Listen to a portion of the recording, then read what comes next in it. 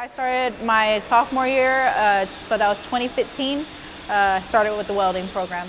From Emily, the high school welder, to Miss Munoz, the welding instructor, Ms. Munoz proves the power that CTE programs can have on students who attend the ATC after she accepted a teaching position in 2021.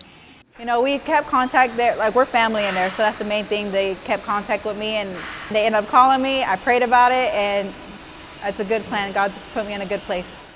The ATC provided Emily the opportunity to explore and specialize in the field of her choice, later providing Ms. Munoz a career to further pursue this opportunity. Similar to Ms. Munoz, students in LISD, you should take advantage of the CTE programs available for you because they will help you succeed. This is open-minded.